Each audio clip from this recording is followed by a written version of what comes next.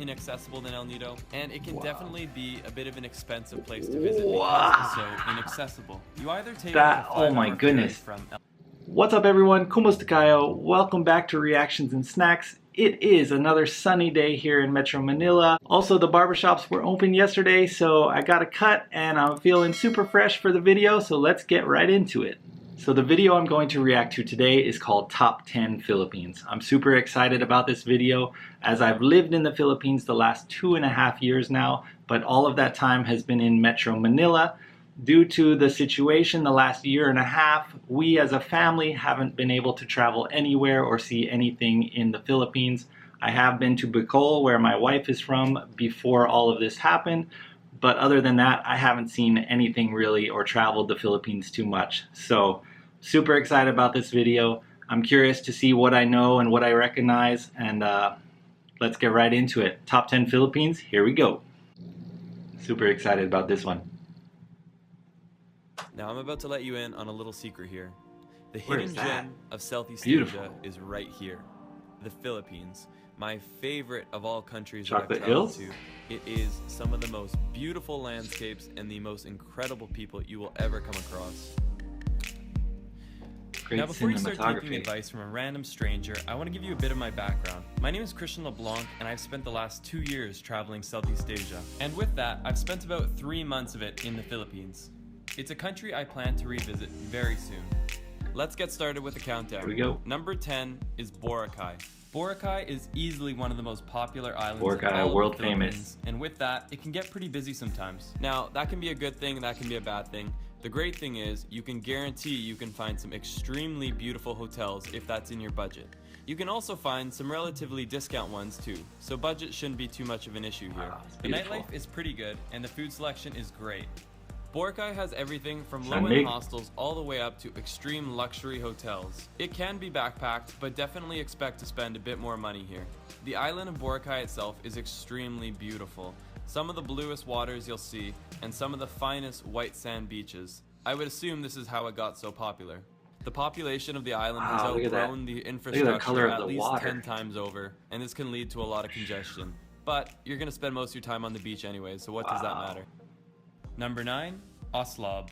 Oslob is extremely well known for one thing, and that is the whale sharks. This is a place where you can actually go and swim right next to these gentle beasts. Now there is a little bit of controversy that surrounds this because the whale sharks are fed, but I'll leave that up to your discretion. It's such a humbling experience I've never heard of Oslob, but wow, I definitely would love to swim with the whale sharks. That would be amazing.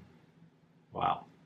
Swimming next to an animal that could literally grow as large as a small bus. In record, they grow up to 40 feet, although it's very unlikely you'll see one this large. Only 30 minutes away, there's a couple sets of waterfalls. Tumalog is the most impressive of the two. It's a massive drop-off that creates a beautiful mist. Now, if you're looking for more of an experience with the waterfalls, definitely on my list now. Need waterfalls because you can actually scale up them, you can jump off of them. It's much more interactive than just looking at a waterfall like you do at Tumalog. It's definitely worth a visit. Number 8 on my list is Malapascua. It's very unlikely that you've heard of this place before, but there's a great reason to go, and it's this one animal that lives below the sea. It's very unlikely you've ever heard of this place, but Malapascua is home to one of the most beautiful creatures I've ever seen, the Thresher Shark. If you're a scuba diver, this is a must. There is no fish more impressive than the Thresher Shark. It has a long tail just like a scythe. You see it beautifully cutting through the water. For me, this made going to Malapascua 100% worth it. Now, the dive scene is incredible, but it's not the only thing. Malapascua Island itself is extraordinarily beautiful. Watercolor. Again, if you haven't already noticed the trend, extremely blue water, fine white sand beaches, and relatively expensive accommodations. So this definitely has to be something that you save up for. It's a very small island, and all the accommodations on the island are quite expensive. Do a little research. We even managed to find a bit of nightlife on this incredibly dormant island. My girlfriend Laura really hit it off with the locals. If you know anything about the Philippines, you'll probably be shocked that I put El Nido in 7th place. El Nido is heard of El easily Nido. one of the most beautiful places in the Philippines, and arguably the world. The beauty of this place leaves you in awe. Now let's start with the great things about this place. The 4-island tour is incredible because it lets you see the cerulean blue waters, the jagged cliff sides. It's seriously earth porn. It's nothing like you've ever seen before. So the days beautiful. in El Nido are unforgettable because you'll spend your entire day hanging around these beautiful landscapes. But this is where the problems start. When night hits, it becomes a bit less enjoyable, I'd say. El Nido's electrical grid is archaic at best. When we backpacked, we spent at least half of our nights in darkness. And worse than the dark, we spent it without any fan or air conditioning. It gets extremely hot in the Philippines, and when the power goes out, I become a pretty unhappy camper. In addition to this, if you're planning to do anything like I do as a YouTuber, uploading is basically a no-go. The internet speeds are so slow, and it will drive you mad. Now there are some ways you can get around these inconveniences. If you spend a lot more money, you can actually stay at accommodations that will have backup generators, and this will at least help take care of the problem of your air conditioning going out, so you won't sweat to death at night. I want to end this on a positive note because despite all the inconveniences of El Nido, the beauty of this place makes it all worth it, so you have to go check it out. If you end up going, make sure you do the 4-island tour, and make sure you climb Tara Cliff if you're willing to risk your life. It's extremely jagged, but the view you get is unforgettable. The next on my list... Wow, El Nido. I've definitely heard of El Nido, and I do want to go to El Nido when it's possible. Amazing. How many of you have been to El Nido? Leave a comment below and let me know. Or if you're from El Nido, let me know. This is Bohol. Bohol is a large and magical island. There's so many things to see and do here. It never hurts to go around with locals. That's how we find some of the cool hidden gems, like this little hole in the ground. No pun intended. With Bohol being a big island, you could easily spend 5 to 10 days here. The most popular of the beaches is Alona Beach. And this is a place where you can stay at a 5-star hotel or at a guest house or hostel. The pricing is definitely on the expensive end, but nothing unreasonable. Also a must in Bohol is to rent a scooter. Some of the most incredible riding I've ever done has been done here on this island. You take the scooter, you drive up further north from Alona Beach, and you'll end up visiting these guys. These are tarsiers. Animals only found in Bohol. They basically sit like this all day, but what more could you ask for? I mean, just look at him. He's chilling. Mondays. Chilling and also relaxing. worth mentioning, I did go up further north to Anda Beach, and although I liked Anda, I didn't love it. I found it a bit of a dirty beach. For me, I would have preferred to have stayed in Alona Beach, rented a scooter, and used it to do day trips like seeing the Tarsiers, the Chocolate Hills, etc. You'll also see a lot of European-inspired churches while exploring the Philippines. This one here was built by the Spanish, and it was actually shook up during an earthquake a few years ago. Just after visiting the Tarsiers, you're gonna see the man-made forest. And true to its name, it's a forest that was actually hand-planted by men. It's a really awesome feeling because as you drive down this narrow road, you feel like you're going through a tree tunnel. It's great for Instagram goals, and it's definitely an awesome feeling as you're riding on your scooter. After the man-made forest, about another 35-45 minutes up north, you'll be going through what some people deem the main attraction of Bohol. These are the Chocolate Hills, and you'll notice they look extremely similar to a Hershey Kiss. I don't know if that's why they've been called that, but the name is definitely fitting. You can drive up to the top of one of the hills and actually get a pretty good vista of the entire mountain range. I definitely recommend it. Number 5 is a place that's... Alright, so about Bohol. Last year, my family, we wanted to move to Bohol, but with all this happening, it's been impossible to go there. So we are definitely trying to move to Bohol in around August timeframe this year. So let me know if you're from Bohol or have you traveled to Bohol. I can't wait to go to Bohol and see all the sights. We definitely want to move there and live there. So super excited about that. On very few people's lists. Dumaguete is an incredible place, and there's a lot to see and do here. It's a place I spent almost 2 weeks scuba diving and exploring its beautiful nature. If you go to Dumaguete, check out Casaroro Falls. I know I'm probably butchering it, but I'll write it down below. Right across from Dumaguete is a short boat ride to Apo Island. Make sure you check out this place. Apo Island translates into English as Turtle Island, and it's well named because everywhere you go is serious dirt, brah. There's sea turtles everywhere, and these chillers are used to having people around, so they don't mind when you swim up next to them. Just make sure not to touch them. This is by no means in Dumaguete, but this is one of the must-do's of the Philippines. Wow. This here is Mangroves Sandbar. I call this place the Maldives of the Philippines. It's about a 2 to 3 hour drive to get here from Dumaguete, but every single minute of the ride is worth it. Once you arrive at a little dock, you take a boat across about 45 minutes, Incredible. and you arrive in paradise. Oh, if you have that gotta extra go there. time, or you want to take your Instagram to a whole nother level, you better check out Mangroves Sandbar. Those are just a few of the things you can do in Dumaguete. There's some nightlife, there's great restaurants, and a whole lot of nice hotels and resorts. This is a place for anyone on any budget. Definitely Number going. 4, almost on the podium, but not quite, Kawasan Falls, also known as Barian Canyoneering. Ooh. Now, before I even get into this, if you're not too afraid of heights and you're not afraid to get wet, this is one of the coolest things that you can do in the Philippines. It's a full day trip where you're guided through these very narrow crevasses where the water flows down, creating these awesome little waterfalls. It's such a unique and amazing experience that you really can't find that many places in the world. Wow. I brought my Water expensive slide, slow motion natural camera in a slide. lousy waterproof housing. I risked it for you guys. You're welcome. Barian Canyoneering is a guided expedition, and you cannot do this alone. By law, you need to have a guide, and I highly recommend it anyways. You would not want to do this alone. It's not too expensive. From my memory, it's about $30 US. You get a guide, and he shows you through the canyons. He pushes you off the cliffs, and you even get a meal out of it, so it's not too bad. At the end of the canyon is the world-renowned Kawasan Fall. This waterfall literally looks like the exit to the Gatorade factory. The water is this weird fluorescent blue that looks like it should be bottled and sold to people at a very high price. The water is quite cold, so it's a very nice refreshing break after a long day of jumping through canyons. Now I must mention that when this was filmed, I was actually one of the last groups to have gone through the Barian Canyon in quite some time, and I'm not even sure if they've reopened. The municipal government shut it down because they were worried about erosion, so do a little research. Hopefully it's reopened. Do you know? Has it reopened? One of the top things to do in the Philippines. Let me know. Also, random insert, you'll see roosters everywhere in the Philippines. Cockfighting is basically a national sport. I named him Fred. The bronze medal goes to my favorite landscape in the entire world. This beach is seriously heaven, and I don't use that word lightly. It is my favorite, and I'm honestly blown away that to this day, Nakpan has not been developed as a resort town.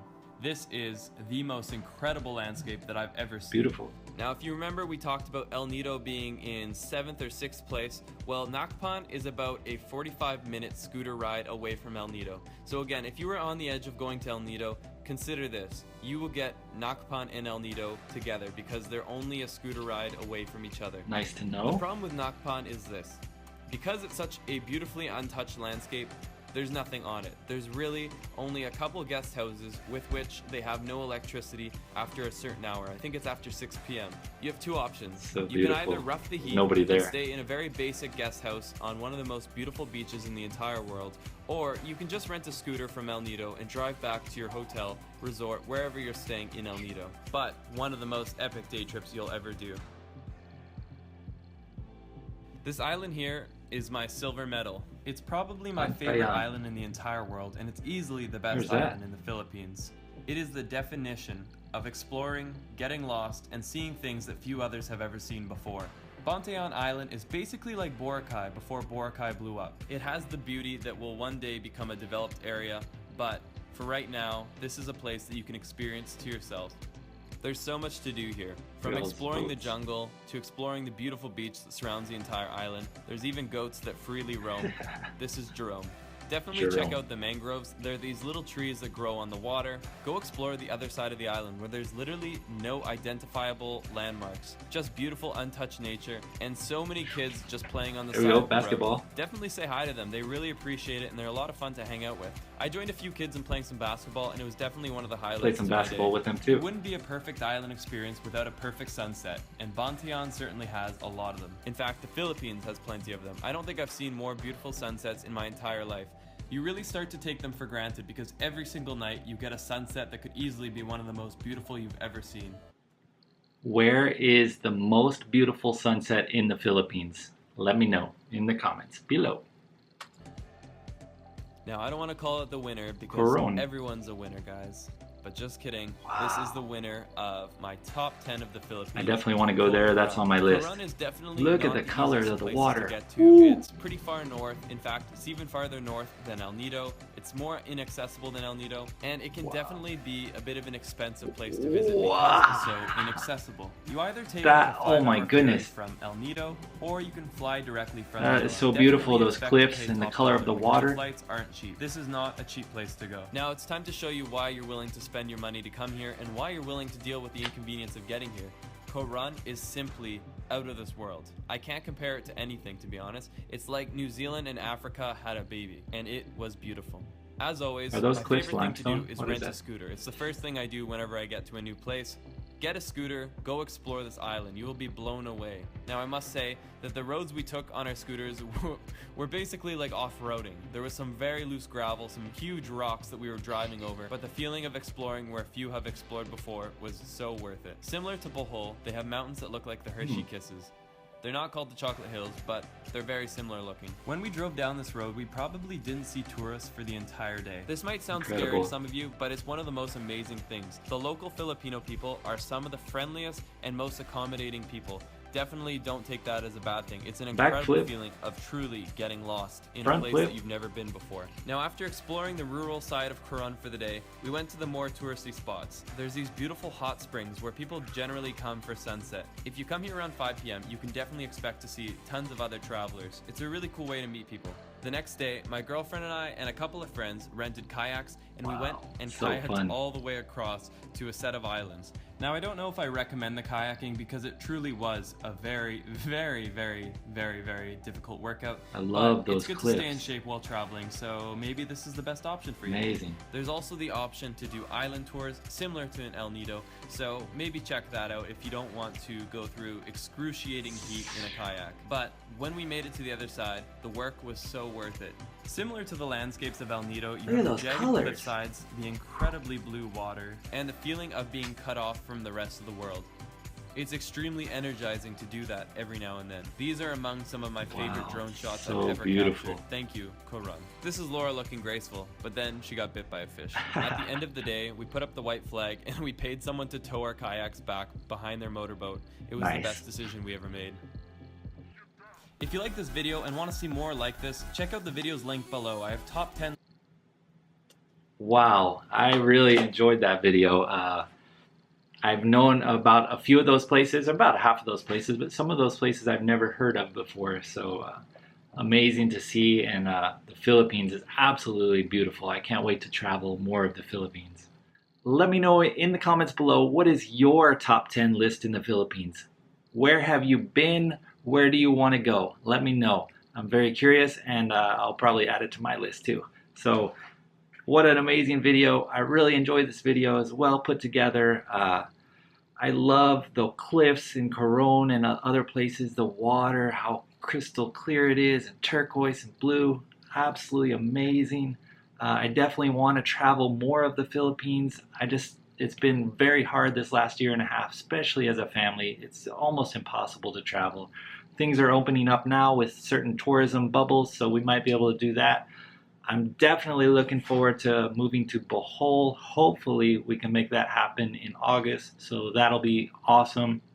That'll be a great adventure in itself. We can see the island of Bohol over there, and then from there we can maybe travel to these other places in the tourism bubbles, or however they're doing it at the time. So what a great video. I miss traveling so much, and I can't wait to see all of these places. They're definitely going to be put on my list. What an epic video. I really enjoyed it. It definitely motivates me more to travel more of the Philippines and find a way to make it happen. As I said, it's more difficult with a family, but we're going to find a way. We're going to make it happen. I definitely want to see all of these places and more. Thank you for watching with me. If you enjoyed the video, please leave a like, comment, and subscribe. Also, don't forget to leave your top 10 list of the Philippines below, where you have been or where you want to go. Can't wait to read all the comments and also add some of those to my list. So thank you so much for watching. Until next time, see ya.